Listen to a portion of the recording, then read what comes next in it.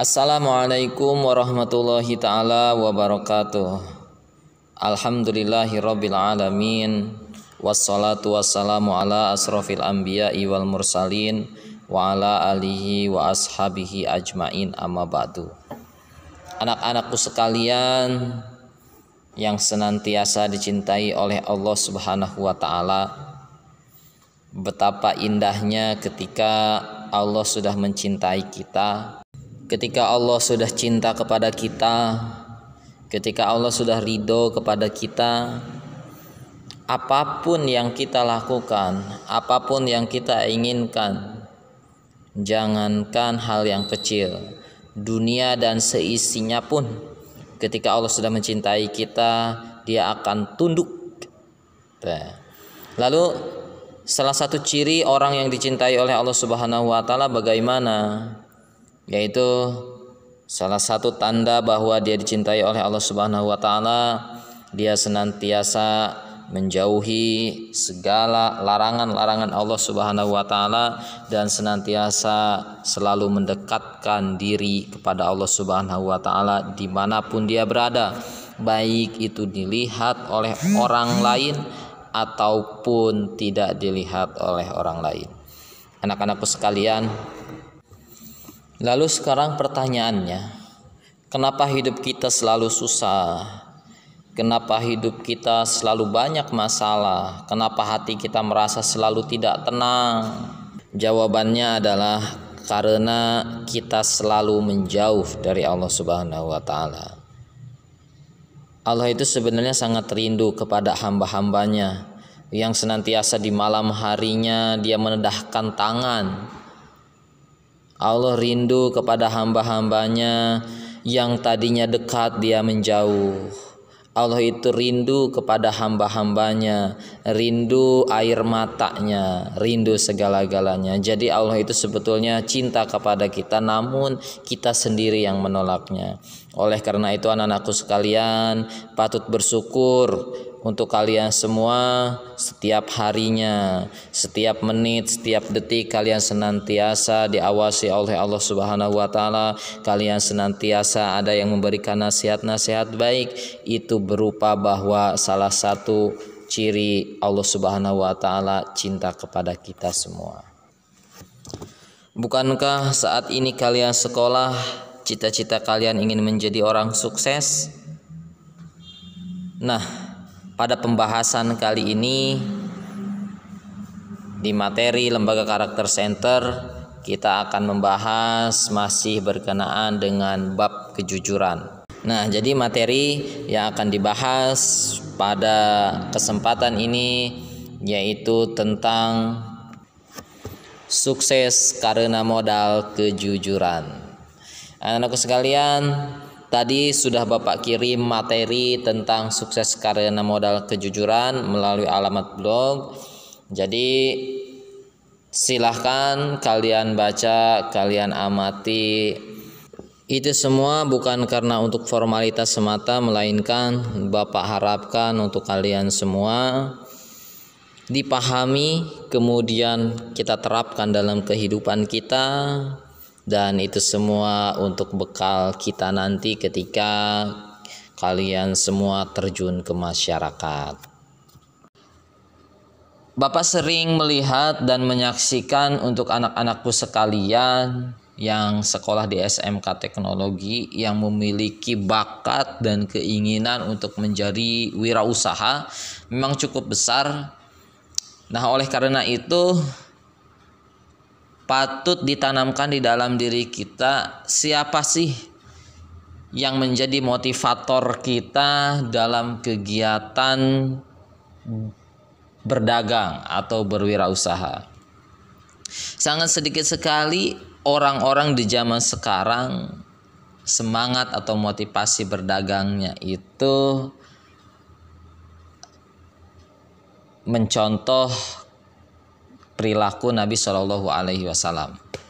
Nah, sebagai umat yang beriman, ya, sebagai mukmin dan mukminat, ya, alangkah baiknya sebenarnya suri tauladan yang sangat-sangat patut dicontoh untuk kegiatan berwirausaha itu adalah Nabi Shallallahu Alaihi Wasallam. Sebelum menikah saja beliau sudah sukses sehingga dipercaya oleh salah satu saudagar terkaya, ya sudah pasti, yaitu istrinya sendiri yang waktu itu masih calon. Dan ketika beliau menikahi Nabi Shallallahu Alaihi Wasallam lagi. Jadi ketika Nabi Shallallahu Alaihi Wasallam menikahi saudagar kaya yaitu Sayyidatina Khadijah Al-Kubra, beliau yang lahir itu sudah tidak ada ayahnya, kemudian ditinggalkan ibunya juga, tapi beliau mampu memberikan mahar. Ada riwayat yang mengatakan beliau itu mampu memberikan mahar kurang lebih 20 ekor unta. Ya. Jadi ini berdasarkan apa? Berdasarkan kejujuran Nabi Shallallahu Alaihi Wasallam dalam berwirausaha.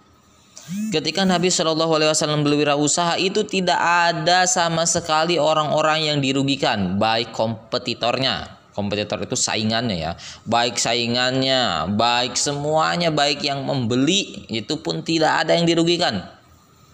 Ketika orang-orang bekerja sama dengan Rasul itu tidak ada kata balik modal, semuanya untung, semuanya untung. Nah itu, jadi itulah kehebatan Nabi Shallallahu Alaihi Wasallam. Apa yang diutamakan? Kejujuran. Bahkan saking jujur-jujur Nabi Shallallahu Alaihi Wasallam, beliau itu diberikan gelar Al-Amin oleh orang-orang Quraisy, orang-orang jahiliyah di Makkah. Ya. Jadi beliau itu diberikan gelar Al-Amin itu bukan oleh orang-orang beriman, melainkan oleh orang-orang kaum musyrikin Mekah. Orang-orang musyrik itu memberikan gelar Al-Amin. Apa? Dapat dipercaya. Gitu, saking memang Nabi Shallallahu Alaihi Wasallam itu sangat sedikit sekali, bukan sedikit, bahkan tidak pernah berbohong. Ya, bahkan tidak pernah melakukan yang namanya kebohongan. Ini yang patut kita tanamkan di dalam diri kita. Nah, anak-anakku sekalian, Bapak tadi sudah menyampaikan materi melalui blogger ya. Jadi nanti silahkan kalian baca ya. Bukan hanya dibaca saja, dipahami, kemudian kita tanamkan di dalam diri kita bersama-sama. Meskipun itu mungkin sangat sulit karena memang kebiasaan kita yang sering berdusta ya. Tapi mudah-mudahan ketika kita niat dari dalam hati ingin memperbaiki diri, ingin membersihkan hati dari sifat-sifat kebohongan, insya Allah anak-anakku sekalian semua itu akan bisa kita lakukan ya. Nah, ada ayat Al-Quran yang menjelaskan tentang keutamaan jujur.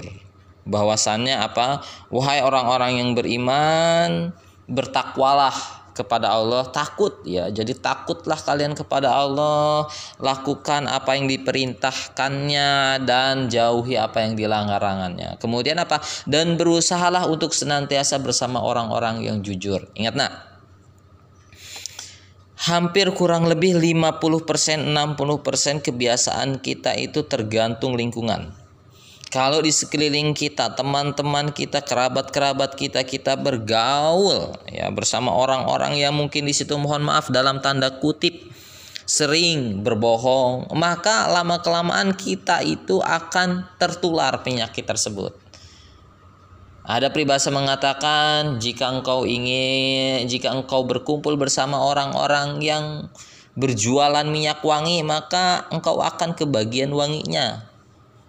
Apabila engkau berkumpul dengan orang-orang penjual ikan, maka walaupun engkau tidak berjualan ikan, engkau tidak memegang ikan, ya, maka engkau juga akan kebagian bau amisnya, hanyir, cara bahasa Sunda mah. Nah, ini perintah di dalam Al-Quran ya, bahwa kita itu diperintahkan untuk senantiasa bersama orang-orang yang jujur.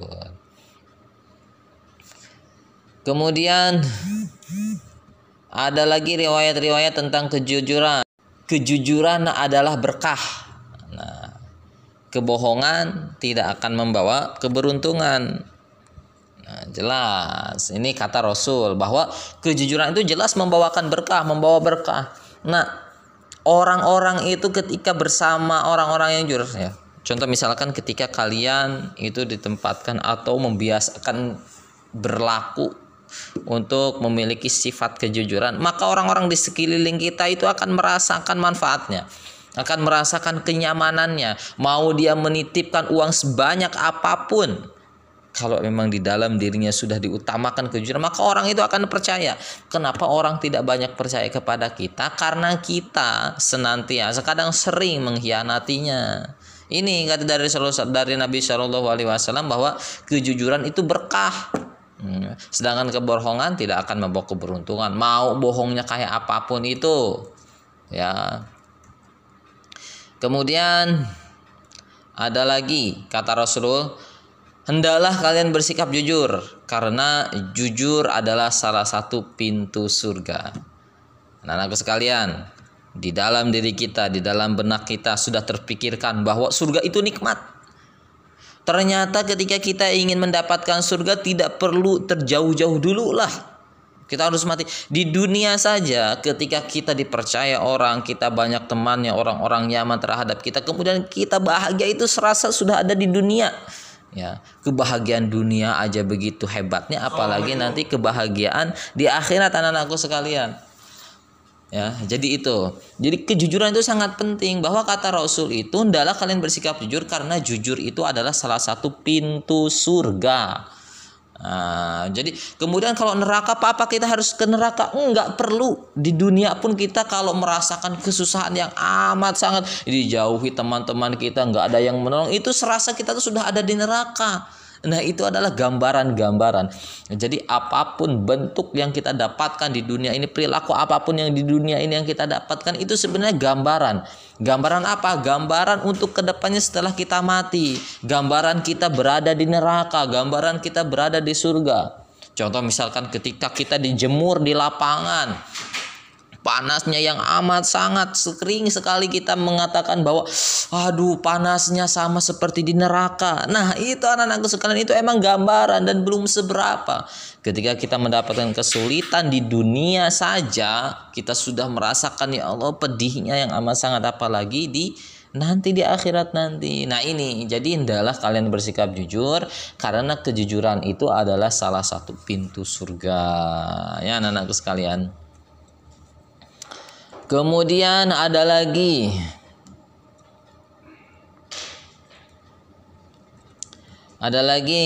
riwayat tentang kebohongan ini. Ini dari Rasulullah SAW bahwa pengkhianatan terbesar adalah engkau berbicara dengan saudaramu, ya, di mana ia membenarkan ucapanmu sementara engkau tuh ternyata membohonginya. Nah, ini pengkhianatan yang sangat besar kata Rasul. Tuh anak-anakku sekalian, makanya jauhilah bersikap berbohong itu anak-anakku sekalian. Kita ingin berwirausaha tidak perlu mencontoh orang-orang yang belum tentu bagus keimanannya. Contohlah Nabi Shallallahu Alaihi Wasallam, ya, dengan kejujuran, ya, dengan modal kejujuran di dunia saja beliau itu sudah begitu sukses, apalagi nanti kelak di akhirat anak-anakku sekalian. Jadi ayo mulai dari sejak dini Bapak mengajak, Bapak juga sama, ya, memperbaiki diri, ya, bersama kalian. Ayo jadi jauhi yang namanya kebohongan lah, ketidakjujuran itu jauhi. Ayo mulai dari sekarang kita sama-sama atau senantiasa mengutamakan yang namanya kejujuran. Jadi nanti tolong dibaca blog yang sudah Bapak bagikan, kemudian jangan lupa kalian isi daftar hadir, ya, karena itu buat bukti bahwa kalian mengikuti kegiatan LCC pada hari ini. Itu saja yang dapat Bapak sampaikan. Nanti kita diskusi melalui via chat di grup WhatsApp, ya. Terima kasih. Billahi taufiq wal hidayah. Wallahul muwaffiq ila aqwamit thoriq. Assalamualaikum warahmatullahi taala wabarakatuh.